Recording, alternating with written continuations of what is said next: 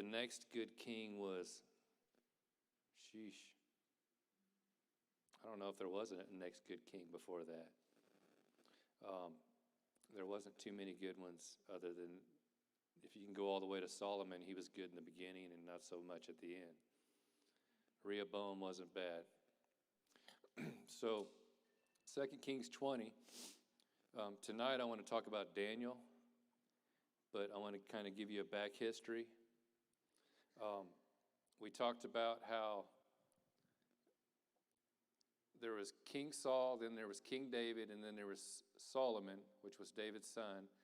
And then God took the kingdom and split the kingdom from Solomon and gave 10 tribes to Jeroboam and 2 tribes to Rehoboam. And then you follow down about 15 kings later. Hoshea was the last king before the Assyrians carried Israel, what was called the 10 tribes, Israel, off to Assyria. So this has just happened in Hezekiah's time. And God has been warning the kings on the Judah side, the Judah and Benjamin side. They call them Judah, the other side Israel. And God's been warning Judah that if you don't repent and turn away from your false gods, then I'm going to carry you off to Babylon. And so that's where we're at. And so here's Hezekiah in 2 Kings 20. It says, in those days Hezekiah became mortally ill, and Isaiah the prophet, the son of Amos, came to him and said to him, thus says the Lord, set your house in order, for you shall die and not live. Then he turned his face to the wall and prayed to the Lord, saying, remember now, O Lord, I beseech you, how I have walked before you in truth and a whole heart, and have done what is good in your sight. So Hezekiah, he basically became king, and he was one of the few good ones. And he took all of the high places and the altars and the gods, which we'll talk about next week, and tore all their temples down and their high places down, and turned Israel back to serving God. And so Hezekiah was good in that way. And then verse 4, before Isaiah had gone out of the middle of court, the word of the Lord came to him, saying, return and say to Hezekiah, the leader of my people, thus says the Lord, the God of your father David, I have heard your prayer, and I have seen your tears. Behold, I will heal you. On the 3rd day you shall go up to the house of the Lord, and I will add 15 years to your life.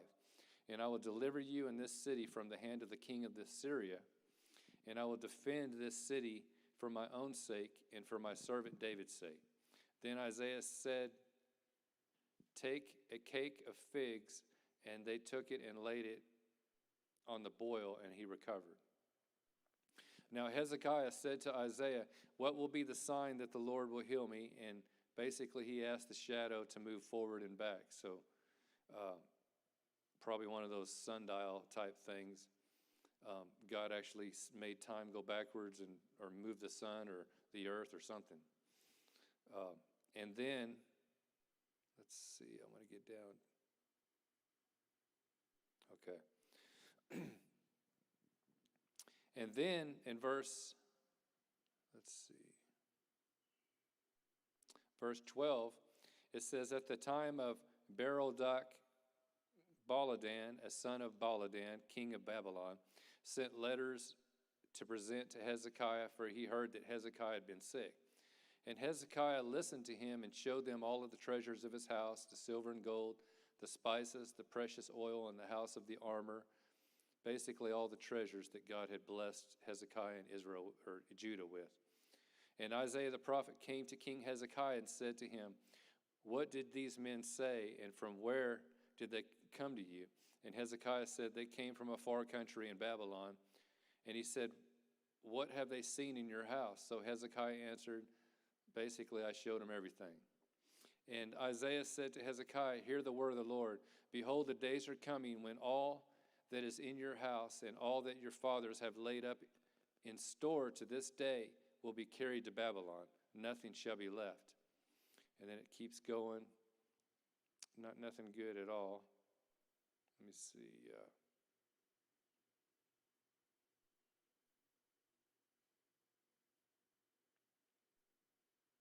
And verse 18 says, Some of your sons shall issue from you, whom you begot, and will be taken away and will be officials in the palace of the king of Babylon. And I think the King James actually says they'll be eunuchs. Let me look that up real quick.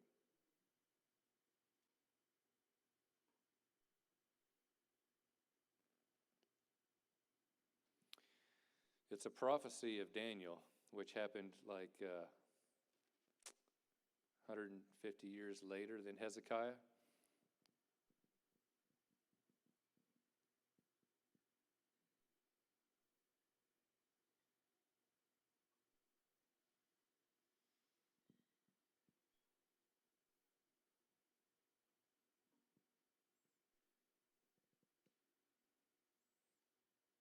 Yeah. And it says, and the sons that shall issue from you, which you beget, they shall be taken away, and they shall be eunuchs in the palace of the king of Babylon. And so let's go to, I'm going to get the reading done so we can talk about Daniel. Let's go to Daniel chapter 1.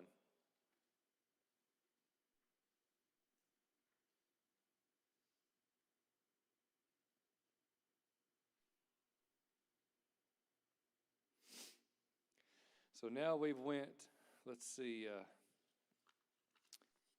what's happened now is the prophecy that God said that all of your children will be carried off to Babylon and will become eunuchs, your sons, and they'll actually work before the king of Babylon. This is what's happening in Daniel. So the thing you need to think about is Babylon was ruling the world, and they came through, and they would conquer a nation, and then they would, a lot of times, just wipe the city out, kill everybody except for anyone that could prosper them. And to them, they were pretty smart, so they would save the children so that they could reform the children's minds to serve them, and they would be an asset to them later in their kingdom. So they would kill off anyone with set minds, like old people and parents and stuff. And so they would wipe out an entire royal house, but they would leave the young boys. And that's what happened is Daniel, who we know as Shadrach, Meshach, and Abednego, which were not their names, were some of the princes of the royal family.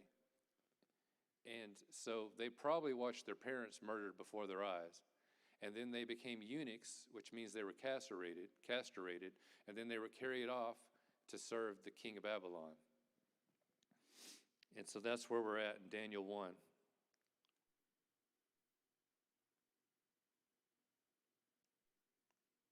In the 3rd year of the reign of Jehoiakim, that was the last king of Judah before they were carried off to Babylon. And I think they put him in prison. He was about the only one that lived that was his age.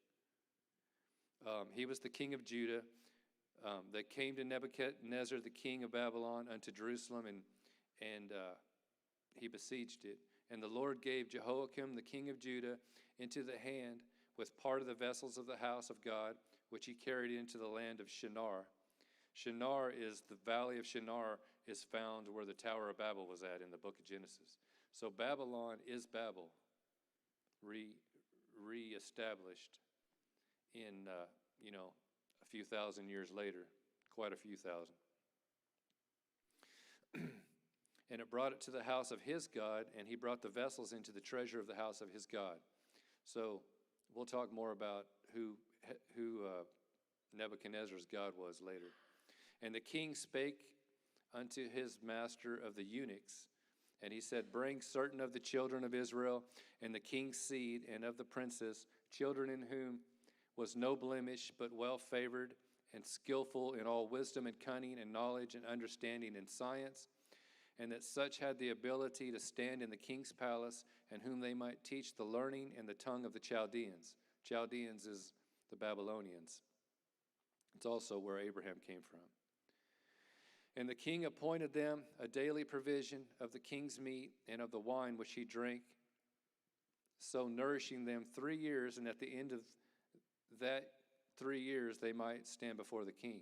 So they take these children of Israel or any nation, they take their kids and they would train them for 3 years. And so it's kind of like an indoctrination. They would teach him in the ways of the Chaldeans. They would teach him in the ways of their religion and their gods. They would make them eunuchs so they wouldn't be interested in women. And so they would just focus all their energy on science and astrology and just anything to get them. And I'm fixing to show you, I'm fixing to prove it to you. But they would basically reform their minds so that they could become an asset to their kingdom. And that's what's going on. And so 3 years before they even get before the king, and they would nourish them and train them and teach them. And then verse 6 says, now among these were of the children of Judah, Daniel, Hananiah, Mishael, and Azariah. That's Shadrach, Meshach, and Abednego, who we know was thrown in a fiery furnace later. Those were their real Jewish names. Unto whom the prince of the eunuchs gave names, and he gave unto Daniel the name Belshazzar. I'm going to tell you what those names mean here in a minute. And of Hananiah he gave Shadrach, and to Mishael he gave Meshach, and to Azariah he gave Abednego. But Daniel purposed in his heart that he would not defile himself with a portion of the king's meat, nor with the wine which he drank. Therefore he requested of the prince of the eunuchs that he might not defile himself. And God had brought Daniel into favor and tender love with the prince of the eunuchs. And the prince of the eunuchs said unto Daniel, I fear my lord the king, who has appointed your meat and your drink. For why should he see your faces worse liking than the children which are the sort? This is so hard to read, the way they write stuff back then. Anyway, basically what it's saying, and you guys could probably figure this out too, he's worried about what the king will think because they're not going to be eating meat and drinking the wine of the king.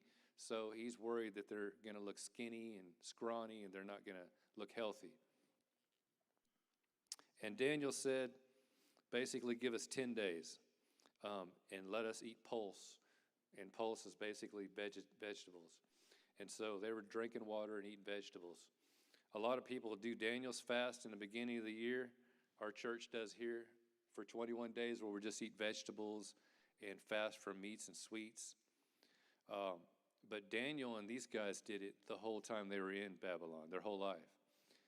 If you really research it, when Daniel was fasting those 21 days, because he found a prophecy that Jeremiah had said that 70 years you'll be in Babylon and then I'll get you out. So Daniel started fasting. Well, when he fasted, he was only drinking water.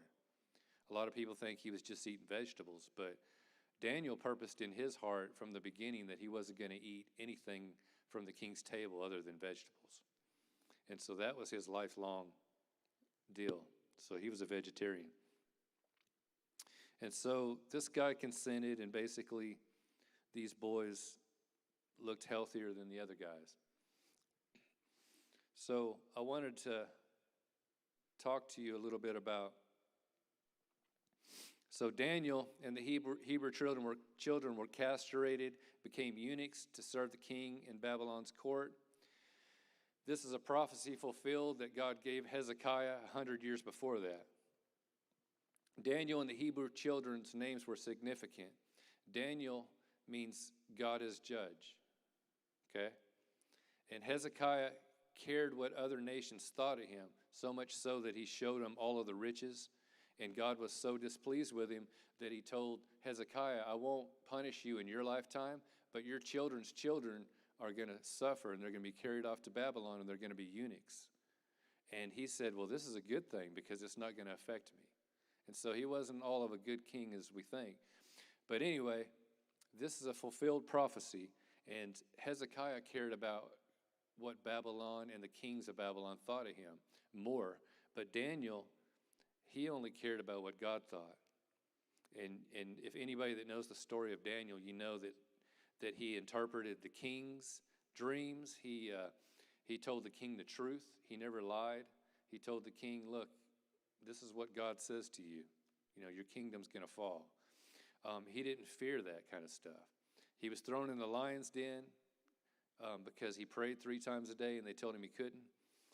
So Daniel and these boys, these Hebrew children, let me look up their names again. I hate calling them the Babylonian names, but it gets in your head when you're a kid. Hananiah, Mishael, and Azariah. I know that's probably not right. It's probably more like, how would somebody else say it? Azariah. That's much better. Oh, we got verses up there.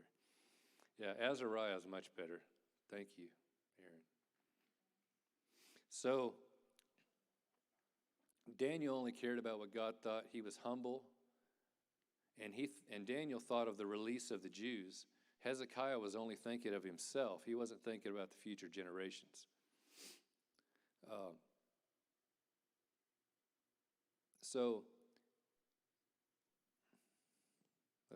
You noticed all through the book of Daniel, they never call him by that Babylonian name, Belshazzar. He refused to be called by it. He kept his name, Daniel, which means God is judge. But I want to look at the meaning of his name because I don't think I wrote it down.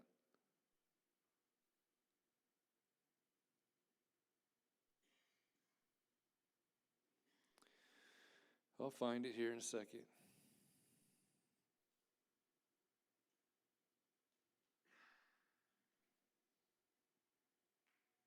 Anybody know?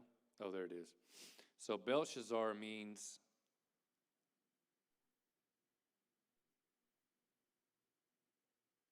Lord of Straiten's treasure. I have no idea how that can apply. Let's see. It was just known as the Babylonian name for Daniel, but they never used it. Even the kings called him Daniel. But when you dig into the names of Hananiah, it means God has been gracious. It means gift, favor, or strength. As if to say, my God is my strength and I can do this. And in God's wisdom, he has put his counsel in the courts of Babylon through these children. Mishael means who is what God is. So God showed his power through these children in Babylon. And the king, Nebuchadnezzar, he ended up eating grass for 7 years for his arrogance. Azariah, God has helped, is what that means. Even though Babylon is used to judge Judah, God only let it last for 70 years like he promised. So even though the Hebrew children were eunuchs and could not have a bloodline, the other Jews of the kingdom would carry on the bloodline. The eunuchs were there to share the wisdom of God with a pagan culture. So Babylon changed the names of the Hebrew children. So let's look at what the Babylonian names meant.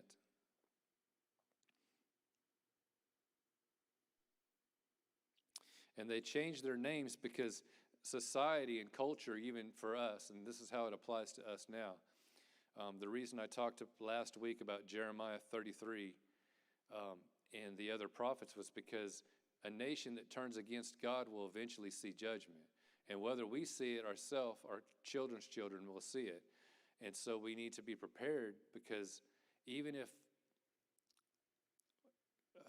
God delays it for us, say we repent and he delays it for 100 years like with Hezekiah, eventually it comes around. And when it does, we have biblical references to learn from. And so society in Babylon wanted to change these boys' names kind of like it does us.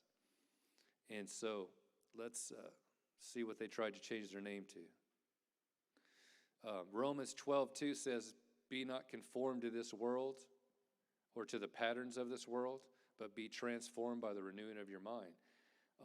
Even Hitler understood that with the children, and they would indoctrinate the children at a young age and teach them that they were a special race of people.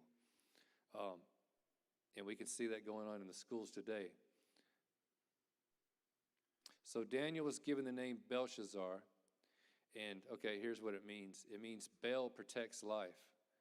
Baal, remember we talked about Baal last week. It was that god that has fire in his belly and his hands are smoldering hot.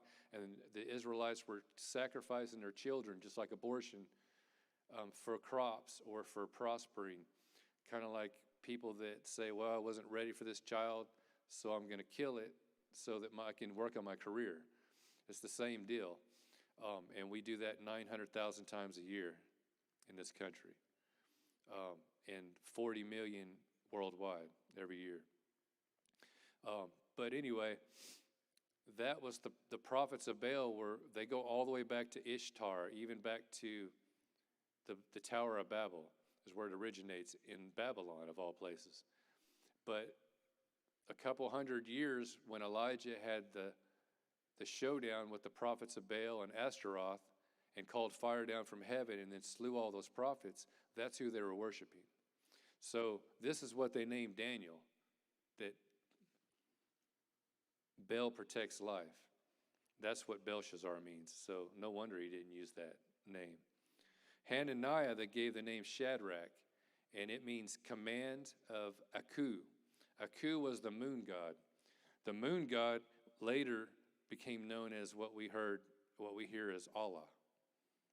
And so when Muhammad was praying, he was actually praying to the moon god. He believed that was Abraham's God, but it wasn't.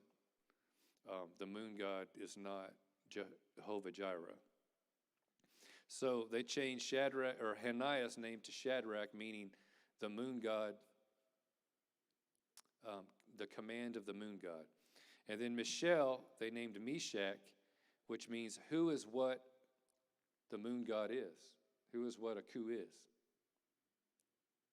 And see, remember, Mishael, his original name means who is Elohim, who is our God. And so they knew his name meant who is our God, so they turned it and named it after one of their gods. So this makes it real obvious that they're doing this intentionally for a purpose.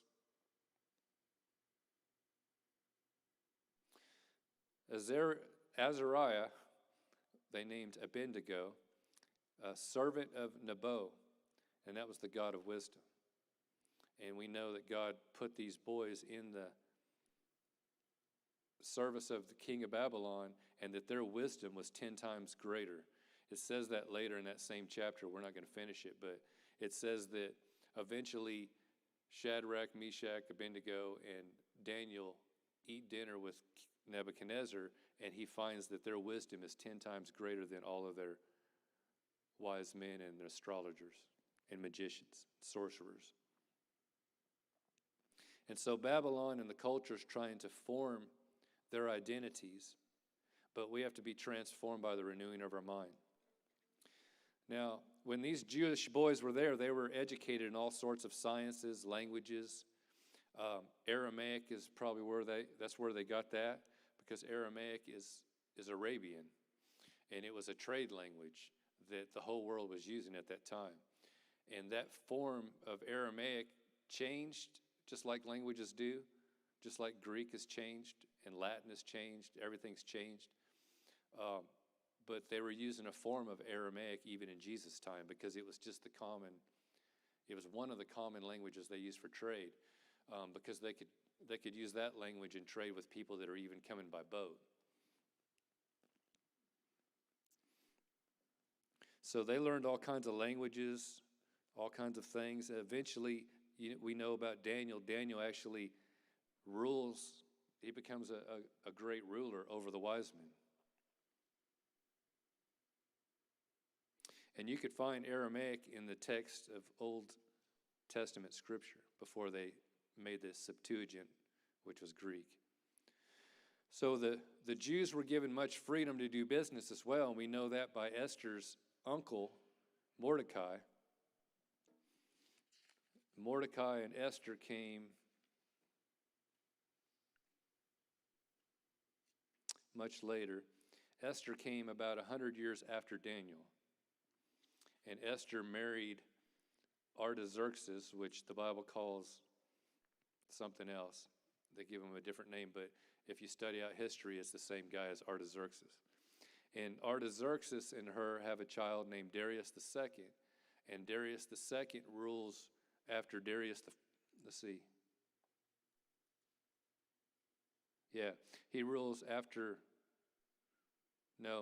Esther marries Xerxes, Ahasuerus, and then after Xerxes, it's Artaxerxes, and then Esther was an advisor to Artaxerxes because she was a widow after Xerxes died. Xerxes is the guy in the movie 300 that is ruling the world. He's a Persian god. By the time Esther came on the scene, the Medes and the Persians took over Babylon and destroyed Babylon, and everything that the Babylons were doing to Israel, taking their babies and hitting them against stones, murdering their parents, castrating their children, raping their daughters, all the stuff that Babylon did when they went through a city happened to them by Persia and the Medes. It says that the royal house, Nebuchadnezzar's bloodline, literally killed their wife and kids to keep them from starving to death and from being tortured. And so the Babylonians paid for what they did before Esther came on the scene. And then God raised up Esther to preserve. Esther was like Joseph. God raised up Joseph, and he was sold into slavery. You remember that story. And he became a ruler in Egypt, and he saved the 70 people that were the Jews from starving to death during a famine. The same with Esther. Haman was raised up by the devil to kill a deliverer, just like in the time of Moses when they went through and killed, or the time of Jesus when Herod killed all the boys 2 years and under in Bethlehem. Esther was raised up to spare the Jews so that God could send them back to, and actually, I need to look something up here. I made a note of how this worked. Okay, Daniel gained favor with Babylon and with pagan kings because of his reputation and his wisdom. Ezra and Nehemiah actually got the verdict or the edict of King Cyrus, which was the last king that Daniel served under, and they got permission to leave Babylon and Persia and Mede and go back to Jerusalem and build the temple, and they built a wall. Nehemiah was actually a cupbearer for the king. And so Daniel set up the wisdom. Nehemiah and Ezra started bringing the people back to Jerusalem to reestablish the priesthood and all that. And Esther, actually, God raised her up and kept her behind for the Israelites that had not made it back to Jerusalem yet. And so God had plans with different people and different purposes. Daniel gained the favor. Nehemiah and Ezra started to cause the migration, and then Esther preserved the people until they could make the full migration. It's just kind of cool when you look at history and see how that worked out. But the Jews, once a people submitted to this kingdom of Babylon, they were pretty smart. Once they went through with complete slaughter, but then after that, if they would let you carry out business, they would treat you like just a normal citizen, kind of like Rome. If you were a Roman citizen, which is after Alexander the Great, years later in the New Testament, I know it sounds like I'm jumping around a lot, but I'm trying to connect stuff. If you were a Roman citizen, you could be Germanic from Germany, you can be from Galatia, you could be from Asia, and you could buy your citizenship and become a Roman citizen. So Rome was built up of a bunch of different kingdoms that had submitted to Rome. And that's the same way that Babylon and the Medes and the Persians did it. And so Rome actually learned a lot from them and from Alexander the Great, which was Greek. And so these kings had figured out how to dominate and start from scratch, but preserve certain qualities and gifts that they wanted to get from every kingdom. And their armies they'd have specialist armies. And you can see that in that movie 300, but they would have different types of armies with different skills, and they would bring them all together, and they would use that to conquer the world. And that's Alexander the Great did the same thing. So Mordecai and Nehemiah, they handled business. They made money. They had businesses.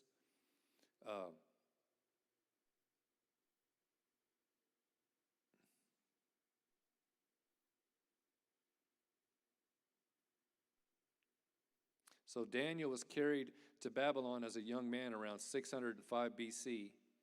And Xerxes, Esther's husband, began his rule in Persia around 486 BC.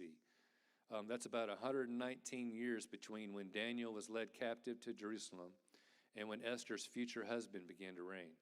And remember, Esther's husband was already married, and he tried to bring his wife out to a party, and he was drunk, and she didn't want to come. So he put his wife out and basically found a new wife, and Esther became that wife. And then Nehemiah and Ezra's story came in the middle, according to Cyrus' edict around 539, allowing the Jews to return home. So Daniel gained the favor, Nehemiah used the favor, and God raised up Esther's favor to preserve the Jews.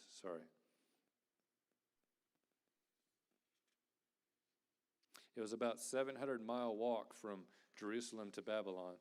So it would have taken several months as a child when they hauled all of the slaves. Daniel prayed 3 times in Jerusalem, 3 times a day, facing Jerusalem when he lived in Babylon. At the earliest arrival, Daniel probably prayed because his heart was broke. He had seen his city demolished. He'd seen probably his parents killed, or other people's parents killed at least. He'd been castrated. He was probably young and confused, and they carried him off. And so his early prayer life would have been probably just to be healed from all the PTSD that he was experiencing as a child. And then later, his prayers probably became for the strength not to hate the army that did that. I mean, think about it. Joseph was in prison for 14 years before he got out and became a ruler in Egypt. There's a process that happens with people. God doesn't just put them right in the White House or right in the king of Babylon's court, because they would definitely jump at him with a spear or something. And I'm pretty sure these kings knew that too. And so they would train them and try and brainwash them first. And so Daniel's prayers at some point started becoming prayers of wisdom on how to keep the law of God in a foreign land. There's a place in Psalms that says when they were carried off to Babylon that they hung their harps in the willows and that they wouldn't sing the song of Zion until they returned. And so Daniel had to pray for that. He also had to pray because there was debauchery, idolatry, perversion, and also the Jews were not allowed to make their sacrifices. There were the priests weren't really carrying out the normal sacrifices that Moses had set up while they were there. So all this sin was piling up on them. And so somebody had to pray on behalf of Israel. And then Daniel, later in his life, later in his years, he read the prophet Isaiah, or prophet Jeremiah, which we talked about last week. And in the word of Jeremiah, Jeremiah 29, it says that when you're in Babylon, you're supposed to continue multiplying your sons and daughters because you're only going to be there for 70 years. So basically, it was almost like the prophecy in Jeremiah was saying, don't even unpack.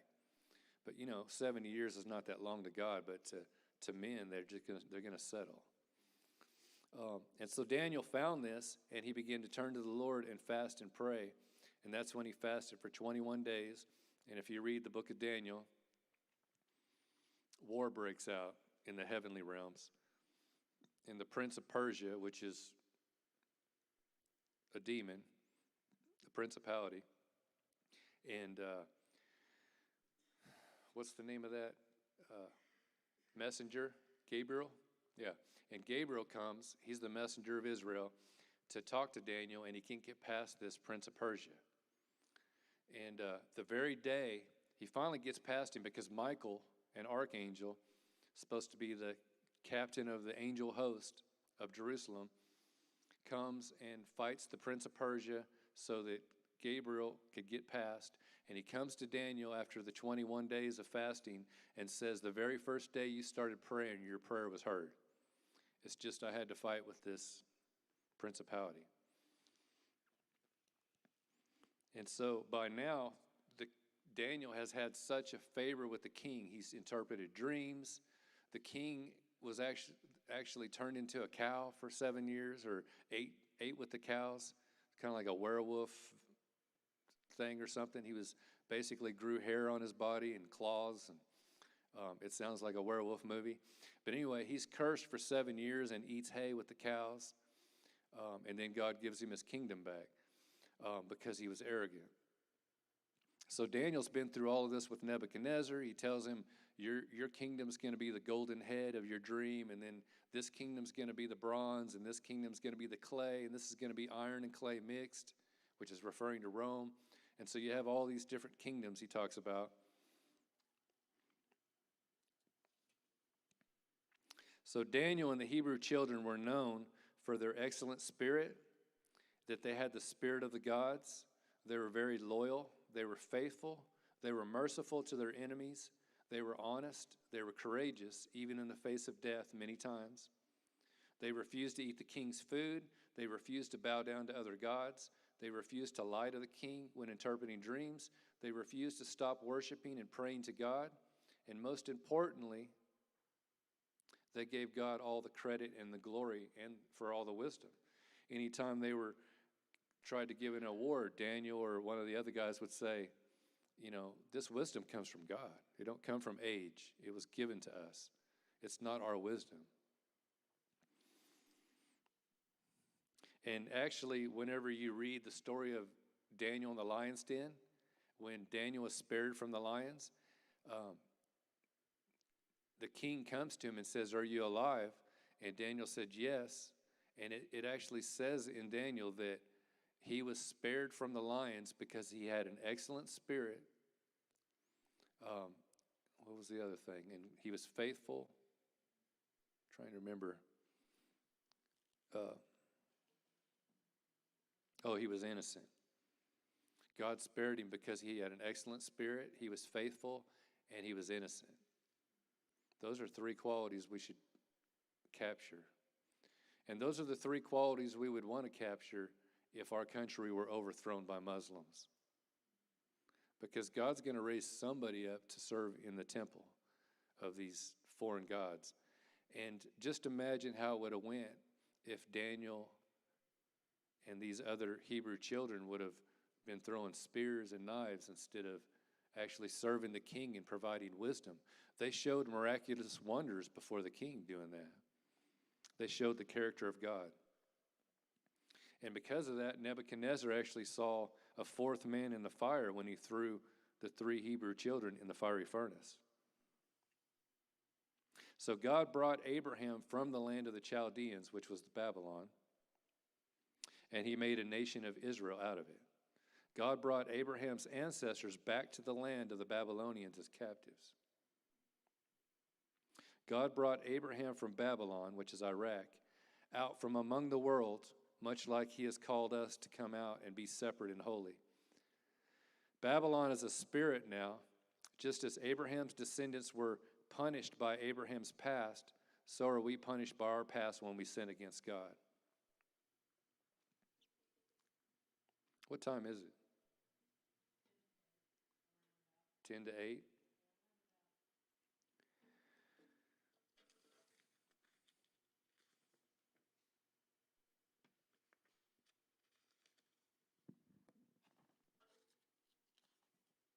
Okay, I'm going to keep going a little bit. So today's application. The system we live in now is the spiritual Babylon, and we're going to talk more about that next week. But I was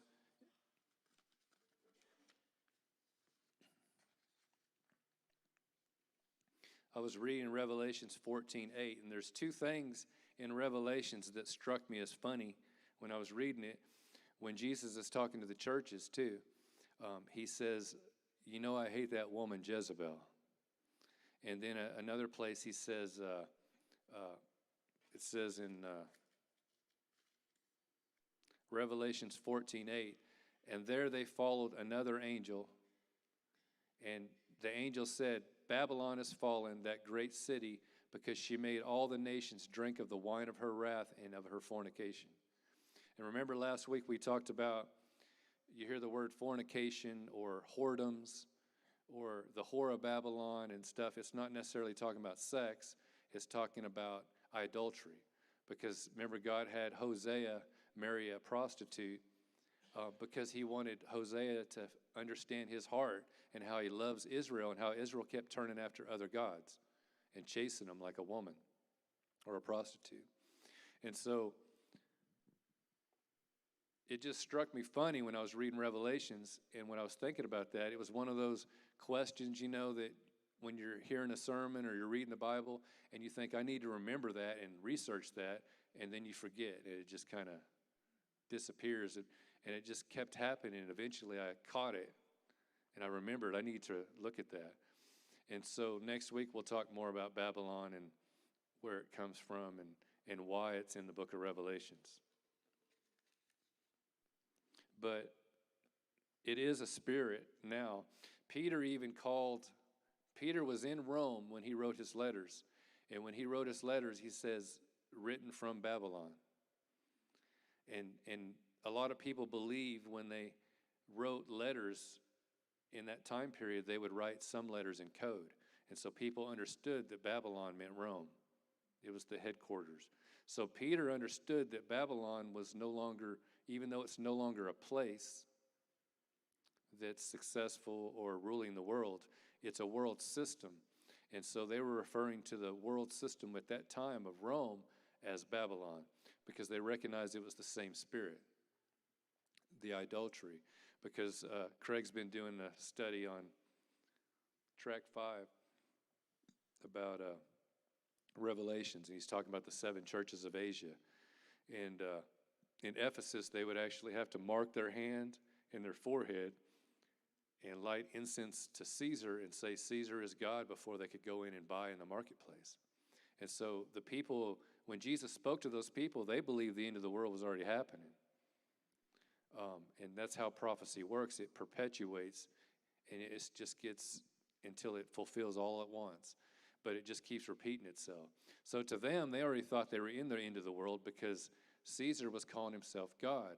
And remember the prophecy, there's a prophecy in Daniel that's mentioned in Thessalonians where Paul says that Jesus won't return until that son of perdition, that man of sin, arises in the temple of God and says that I'm God. So they were already thinking that's going on in Ephesus. So it's just interesting how all that ties in. But Babylon was mentioned by Peter because they understood that the spirit of Babylon is what Jesus is referring to in Revelations. They understood that Jezebel was a real woman at one time, but next week we'll talk more about what Jezebel represented and why Jesus hated her so much. Because now it's a spirit.